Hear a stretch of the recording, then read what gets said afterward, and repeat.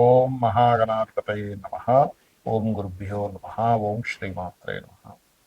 అరుణాం కరుణాతరంగితాక్షీం ధృతపాశాంకుశపుష్పబాణచాపాం అనిమాదిభిరావృతాం మయూకైః అహమిత్యేవ విభావయే భవాని. శ్రీమాత్రే నమః. ప్రేక్షకులకి ఆ లలితాంబిక అమ్మవారి యొక్క అనుగ్రహం పరిపూర్ణంగా కలగాలని స్ఫూర్తిగా కోరుకుంటూ మనం ఈరోజు సూర్య భగవానుడి యొక్క మార్పు మూలంగా కలిగేటువంటి గొప్ప ఫలితాలు ఏమిటి, అదేవిధంగా ఏ విషయాల పట్ల చక్కగా ఉంటుంది, ఏ విషయాల పట్ల జాగ్రత్త వహించాలి, మరియు సూర్య ఉపాసన వల్ల ప్రత్యేకంగా మనకి ఈ ఆగస్టు 17వ తేదీ నుంచి సెప్టెంబర్ 16వ తేదీ వరకు నెల రోజుల పాటు సింహరాశిలో తన ఓన్ హౌస్లో సూర్య భగవానుడు కేతువుతో కలిసి ఉంటాడు.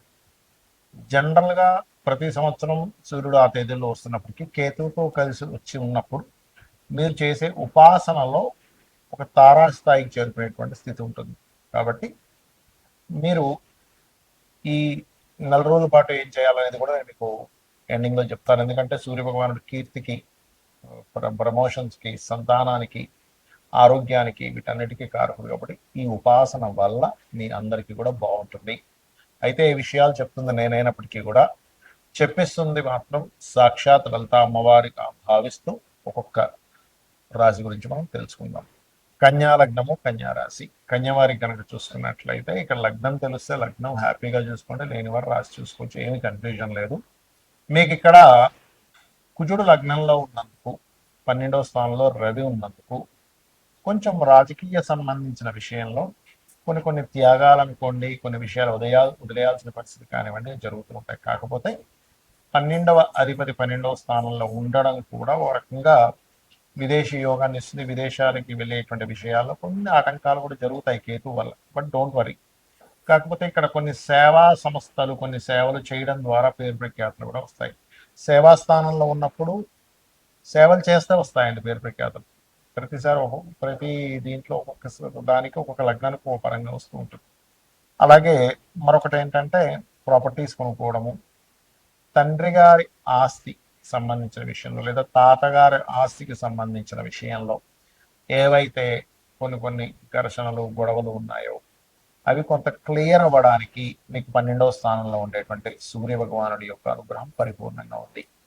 అలాగే కాకపోతే కొంత అగ్రెసివ్ నేచర్ని ఇచ్చేటువంటి కుజుడు లగ్నంలో ఉండి తృతీయ అష్టమాధిపతి అయినందుకు కొంచెం బీపీ లెవెల్స్ ఎక్కువగా ఉన్నవారు కొంచెం జాగ్రత్తగా ఉండాలి. కొంత స్ట్రెస్ ఉంటుంది. కొంత పోలీసు వాళ్ళతో కావచ్చు, కొంతమంది వ్యక్తుల శత్రువులతో కావచ్చు, కొంతమంది అన్నదమ్ములతో కావచ్చు, ఈ ఘర్షణ అనేటువంటిది పెరుగుతుంది కుజుడు రాశిలో ఉన్నందుకు. ముఖ్యంగా ఈ కన్య వారికి చూసుకోండి.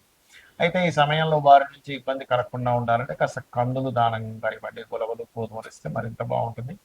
మీరు ఎక్కువగా వెంకటేశ్వర స్వామి ఆరాధన, సూర్య ఆరాధన, నవగ్రహాల్లో రవి, కేతు, కుజగ్రహాల దగ్గర దీపారాధన చేయడము, కొంచెం నిర్ణయాలు తీసుకునేటప్పుడు కూడా కాస్త జాగ్రత్తగా తీసుకోవాలి.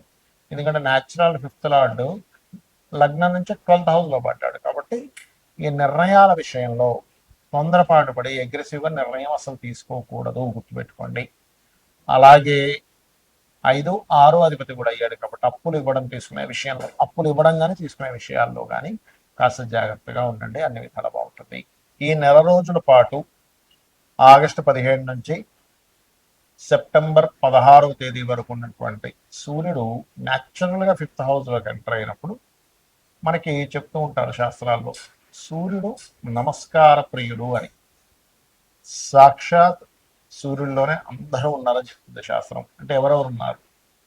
పితృదేవతలు, అమ్మవారు. అందుకే చూడండి లలితాసహస్రనామాల్లో భానుమండల మధ్యస్థ భైరవీ భగవాన్ని, సూర్యచంద్రులు ఇద్దరు అట లలితాసహస్రనామాలు చెప్తారు నేత్రస్థానాల్లో ఉంటారట.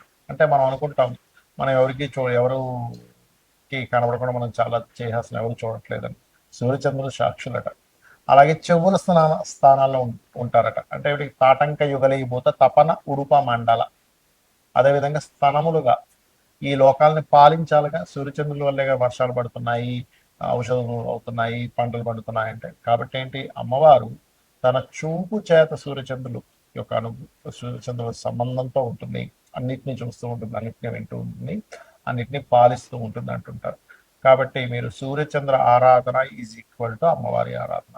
అందులో ముఖ్యంగా సూర్యుల్లో ఈశ్వరుడు ఉంటారు, నారాయణుడు ఉంటాడు, సప్త అంటే ఆ, మహర్షులు ఉంటారు. అలాగే ఇక్కడ పితృదేవతలు, ఆ, అప్సరసలు అందరూ ఉంటారట. అంటే ఒక్క సూర్య భగవాను కనుక ఆరాధిస్తే అనేక మంది దేవతలు, సకల కోటి దేవతలు, అంటే సకల దేవతల యొక్క అనుగ్రహం మీకు కలుగుతుంది. దీంతో పాటు ఎవరైతే పర్టికులర్గా కొన్ని ఆటంకాలు కలుగుతున్నాయండి నాకు ప్రతి దాంట్లోని, ఎందుకంటే సూర్యుడితో కేతు ఉన్నాడు ఇక్కడ. ఈ సంవత్సరానికి అధిపతి కూడా సూర్యుడు అయ్యాడు. రాజ్యాధిపతి ఇలా అంటుంటారు కదా, రాజ్యాధిపతి సూర్యుడైనందుకు మెడికల్ రిలేటెడ్ పరంగా, అదేవిధంగా దేశానికి పేరు వచ్చేటువంటి విషయంలో, దేశ రాజకీయ వీటిల్లో కూడా కొంతమందికి మార్పులు చేర్పులు, ఎందుకంటే రవి అక్కడికి వచ్చి కేతు వచ్చాడు, అందుకని కొంత రాజకీయ పరంగా కొంతమంది మార్పులు. ఎందుకు ఇదంటే ఇది గోచార ఫలితాలు చూపిస్తున్నాయి ఇక్కడ. అదొకటి. కుజుడు ఇంతకాలము మీకు సూర్యుడు ఉండే రాశిలోనే ఉంటూ ఇప్పుడు కుజుడు ధనస్సులోకి, మనకి కన్యా రాశిలోకి వచ్చేసాడు. ఆ వచ్చేసి ధనస్సుని మీనాన్ని కూడా వీక్షిస్తున్నాడు ఆయన సప్తమ దృష్టితో, 4వ దృష్టితో. కాబట్టి ఇక్కడ ఏమవుతుంది అంటే క్లియర్గా ఇది భూముల యొక్క విలువలు పెరుగుతాయి, భూముల వల్ల కొంత వివాదాలు కూడా ఏర్పడతాయి, అలాగే కొంత ఈ భూకంపాలు కూడా రావడానికి ఎక్కువ స్కోప్ ఉంటుంది. కుజుడు ఎప్పుడైతే కన్యారాశిలోకి మనకి ఆల్మోస్ట్ జూలై ఎండింగ్ నుంచి స్టార్ట్ అవుతుంటుంది. కాకపోతే ఆగస్టు 17 నుంచి మనం ఈ చెప్పుకుంటున్నాం కాబట్టి ఆగస్టు 17 నుంచి వచ్చే ఫలితాలు కాబట్టి సూర్యుడికి సంబంధించినవి అవి.